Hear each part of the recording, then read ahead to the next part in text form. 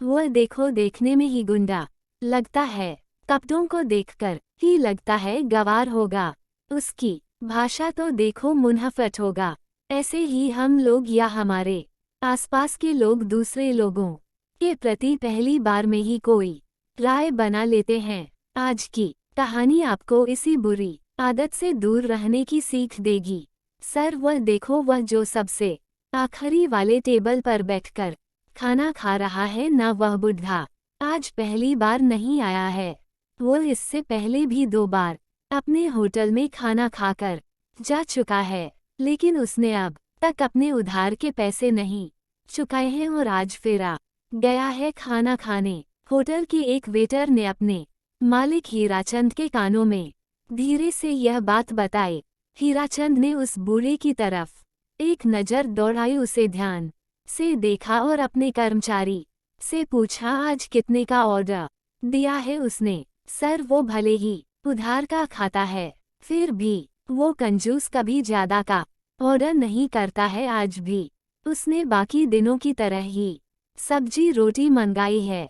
50 रुपये बिल होगा उसका। वेटर ने जवाब के साथ उस बूढ़े के प्रति अपने विचार भी व्यक्त किए। बूढ़े के साधारण से खाने का ऑर्डर देखकर सोचते हुए हीराचंद ने कहा, कुछ मजबूरी होगी उनकी, इसलिए बेचारे पैसे दे नहीं पाए होंगे। नहीं सर, ऐसे लोगों को मैं बहुत अच्छी तरह से जानता हूँ। फोकट का खाने की आदत होती है उनको, और जब पैसे देने की बारी आती है तो आनाकानी करते हैं। बूढ़े की तरफ वेटर ने तिरस्कार भरी नजरों से देखते हुए कहा। हीराचंद को अपने कर्मचारी के विचार जानकर थोड़ा बुरा लगा। उन्होंने कहा, अच्छा ठीक है, तुम जाओ, मैं देखता हूँ क्या करना है। हीराचंद ने एक बार फिर उस बूढ़े की तरफ गौर से देखा। बुढ़ापे की वजह से चेहरे से जा चुकी चमक हीराचंद इतनी दूर से भी महसूस कर पा रहा था। बड़े ही साधारण कपड़े पहने थे उसने, कुर्ता पजामा और कंधे पर गमछा डाल रखा था। अपना खाना खत्म कर वह बूढ़ा सीधे काउंटर की तरफ हीराचंद के पास आकर खड़ा हो गया और बोला, साहब कितना बिल हुआ? मेरा पहले का उधार जोड़क बताइए। हीराचंद ने उसका पहले का और आज का बिल पहले से तैयार करके रखा था। बिल उसके हाथों में देते हुए हीराचंद बोला, 150 रुपये।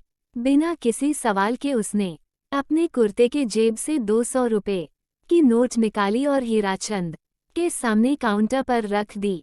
हीराचंद ने पैसे उठाते हुए बूढ़े से पूछा, अंकल आप यहीं कहीं पास में रहते हैं क्या? नहीं बेटा, मेरा घर यहाँ से बहुत दूर है, उसने कहा। फिर आप अक्सर इतने दूर खाना खाने कैसे आते हो? हीराचंद ने फिर से पूछा। मैं यहाँ पास के एक शॉप में लेखपाल का काम करता हूँ।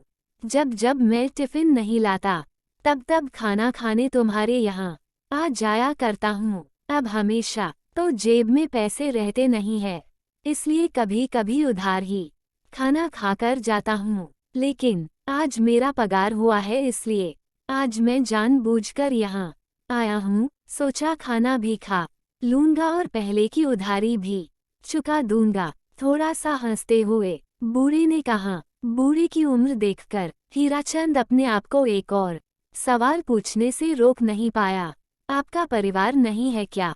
बूढ़ा बोला, है ना बेटा, बहू पोता पोती सब है और कई सारे रिश्तेदार भी, लेकिन जब तक मेरे हाथ पाँव सलामत है मुझे ये पसंद नहीं कि मैं बिना कुछ किए रोटी खाऊं। हाँ, शरीर में पहले जैसी ताकत नहीं रही अब, पहले जितनी मेहनत नहीं कर पाता हूँ, इसलिए लेखपाल का काम करता हूँ।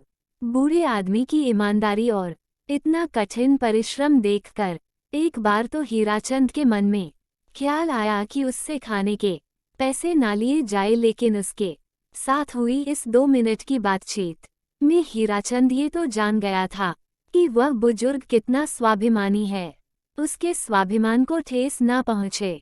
ये सोचकर हीराचंद ने 150 रुपये काटकर 50 का नोट निकालकर उसकी तरफ बढ़ाया। बूढ़े ने होटल में इधर उधर देखा और उसी जो कुछ देर पहले उसकी शिकायत हीराचंद से कर रहा था वेटर की तरफ इशारा करते हुए हीराचंद से बोला, ये 50 रुपए टिप के तौर पर उस वेटर को दे देना, क्योंकि उसने हर बार बहुत प्यार से और अपनेपन से मेरी सेवा की है, मुझे खाना परोसा है।